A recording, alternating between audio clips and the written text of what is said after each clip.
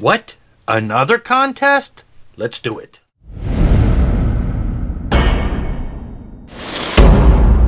All right, I'm back for another contest. Let's knock out a couple of these this evening while we got some time. This one is for Todd Guy, the Thrashing Zombie. He hit 200 subscribers, and so we wanted to celebrate that with a little contest and enter for that contest here. Everything is based kind of around twos because of the 200 or 200. You'll see that too. So it's fairly simple. As with most contests, you got to be subscribed and all that stuff. I've been subscribed for a while, have watched him for a while. Good stuff, great stuff. Check him out. The link will be below in my description, so you can go right over there, check him out, and we'll get him over 200, up to 300 in no time. So basically, we have a handful of questions here. First question is a song that has the word zombie in it. So I looked around, and in my last video contest I just posted prior to this one, there was the band Grave Robber, and they actually had a song. But I thought, well, let's go with something a little different for that one. I went with Alice Cooper, Dirty Diamonds. If I can get that glare off of there. This actually, is one of his older albums from, whatever, 10, 15 years ago. But it just came out on vinyl again. And so it has a song in here called The Zombie Dance. Second from the bottom there. Zombie Dance. So yeah, let's bring in some Alice Cooper. And then the second part of that question is to name your favorite zombie movie. Now, I have watched a lot of these zombie movies that are out there. I have seen, the classics, the early ones, all of that. I watched The Walking Dead, got into all of that. So, but I would say if it came down to naming a favorite movie, it'd be kind of tough. But I do kind of lean these days to enjoying the more comedic ones, like Shaun of the Dead, or Night of the Return of the Living Dead, which was kind of a joke. Back in the 80s, we used to have a lot of jokes that when I was living in the dorms, that was out. When I was in the military, living in the dorms, Return of the Living Dead was out, and it's got the brains and all the craziness that went on in there. So we used to always it's kind of tongue-in-cheek silliness at times. So we used to always quote from that movie. But then later you got Shaun of the Dead, Zombieland, and then of course the whole Resident Evil series, which I never played the video game for that, but enjoyed the movies. I don't know if it's the female lead character, just whatever. Those tended to be fairly engaging and interesting.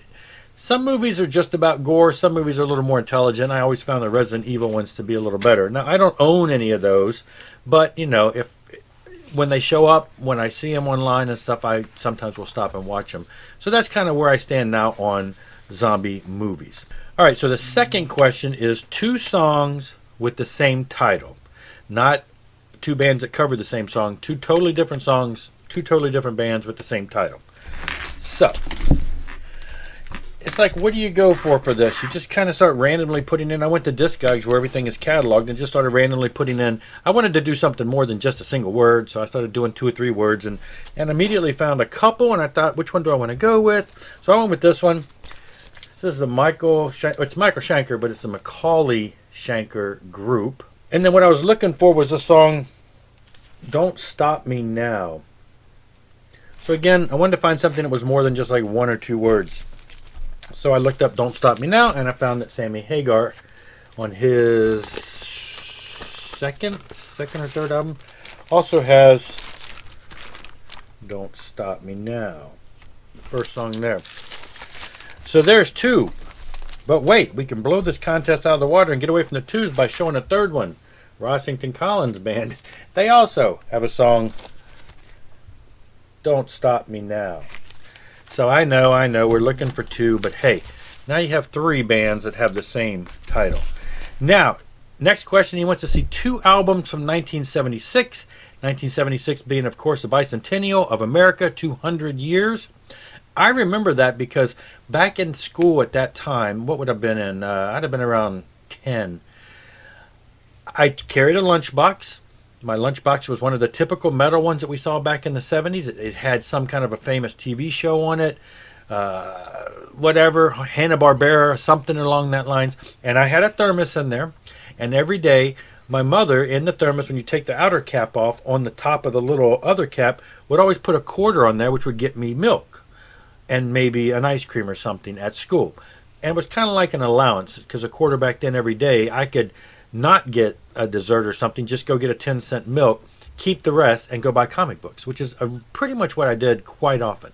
But I remember in 1976 opening the thing at one point and seeing the quarter and thinking, what is this? And because the quarters for the bicentennial had a different design on the back, and it kind of threw me for a loop. But that's when I first started noticing a difference in the coins. So 1976. At the time in 1976, I had not discovered rock and roll. I was listening to a different style of music at that point. It wasn't until around late 77, maybe even early 78, that I actually discovered rock and roll. And I've told the story before. The first band I discovered of that genre was Kiss. So prior to discovering Kiss in the late 77 year or 78 early, I used to listen to lots and lots of disco. Things by Andy Gibb, the Bee Gees, the Grease soundtrack. I used to have I didn't have this actual album, but I had a lot of 45 singles. So 1976, this was my brand of music. Still love this album. Still love that type of music. May not buy a lot of it and go out of my way to buy a lot of it, but nostalgic, I do own some. So 1976. Now, another 1976 album that I only recently purchased, it's a reissue, that I purchased on vinyl, is the Judas Priest Sad Wings of Destiny. And I'm telling you, this pressing from Record Store Day a couple months ago is phenomenal. I listened to this, it brought new life to an album that I've had for decades.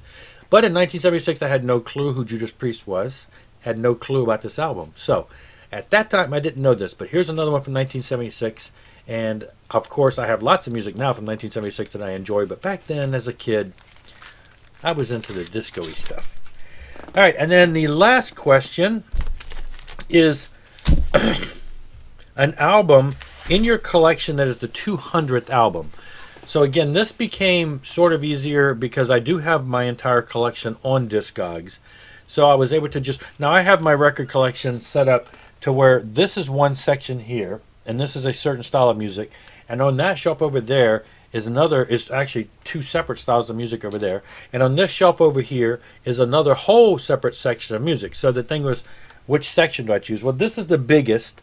There's probably about 500 records here, so I could easily get 200 here. Some of these other ones are under 200. That one's 300. But so looking at just this bin and going to Discogs and saying, just show me the music on this shelf, I have it sorted that way. I was able to find out that Keel's self-titled Keel album is the 200th in my collection on that shelf. So 200th album in my collection, Keel. And with that, we're done with the contest for Todd Guy, the Thrashing Zombie. Congrats on 200s. Everybody check out his channel, like I said, and we'll get on to the next one, and we'll see you all later. Rock on and rock hard.